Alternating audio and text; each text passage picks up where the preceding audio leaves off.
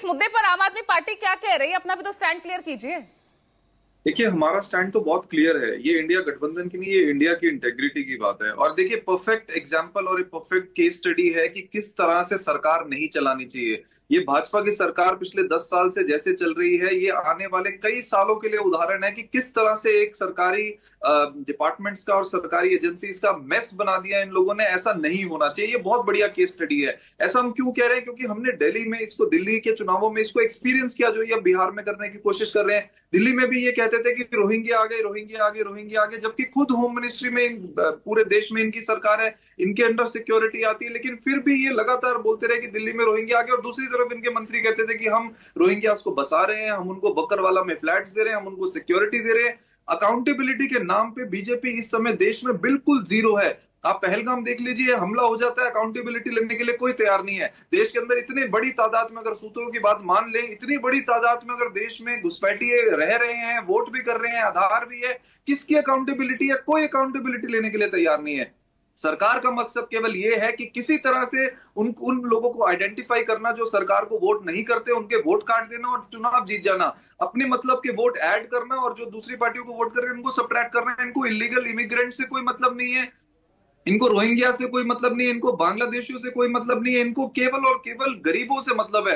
क्योंकि एक गरीब तबका ऐसा है जो भाजपा को वोट नहीं देता, वही झुग्गी झोपड़ियों में रहता है। अगर इनको रोहिंग्यास को बाहर निकालना, तो राजीव रंजन जी ने बहुत खूबसूरती से और बताया। वही गरीब जो है वो विपक्ष का वोट बैंक है, ये कहने की कोशिश कर रहे हैं। यानी वही ना, घुमा फिरा कर बात वोट बैंक पर ही आ जाती है। देखिए, वोट बैंक की नहीं, ये गरीबों के दुश्मन है। इनको पता है गरीब को उजाड़ देंगे तो कोई आवाज उठाने वाला नहीं है। आप पूंजीपतियों के खिलाफ कुछ करके दिखाइए, इतनी इरेगुलरिटीज पाई जाती है, लेकिन आप गरीबों को 2 मिनट में उखाड़ देते हैं, उनकी झुग्गियां तोड़ देते हैं। क्या आप सर्वे कराते हैं? दिल्ली में इन्होंने हजारों झुग्गियां तोड़ दी, क्या इन्होंने सर्वे कराया उसमें कितने रोहिंग्यास थे, उसमें कितने हिंदू थे, उसमें कितने मुस्लिम थे? पूरी की पूरी झुग्गियां तोड़ दी इन लोगों ने। और वहीं पर कैरम बोर्ड खेल के ये वोट मांगते थे, वहीं पर अपने झंडे लगाते थे। तो बीजेपी जो है वो अकाउंटेबिलिटी में जीरो है, वो प्रोसेस इंप्लीमेंटेशन में जीरो है। और इसकी शुरुआत तभी हो गई थी जब इन्होंने चीफ इलेक्शन कमिश्नर के चुनाव में से लेकिन सीजीआई घुसपैठ अगर अवैध प्रवासी है तो उसे तो बाहर होना चाहिए ना, निवान शर्मा।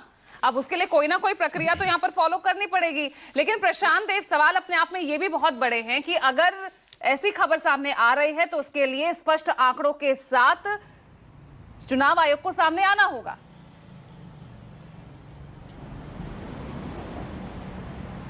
जी देखिए, बात बिल्कुल ठीक है कि आंकड़े जब तक आएंगे नहीं, मतलब जब तक प्रमाणिक तरीके से कोई बात नहीं आती, उसको कोई मानेगा नहीं।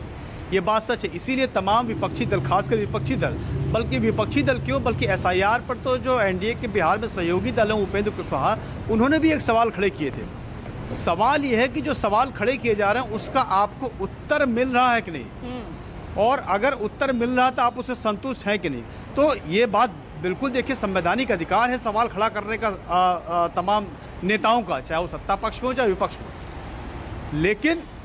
लेकिन चुनाव आयोग से हम भी सवाल कर रहे हैं, पूछ रहे हैं कि भाई ये आंकड़े कैसे, ये बहुत बड़ा सवाल है। हो सकता है कि चलिए, अगर अवैध प्रवासियों का ये मुद्दा लगातार उठ ही रहा है तो अब ऐसे में आंकड़े कब तक सामने आते हैं, चुनाव आयोग इस पूरे मामले को लेकर क्या प्रतिक्रिया देता है, अब उस पर नजर रहेगी। बहुत बहुत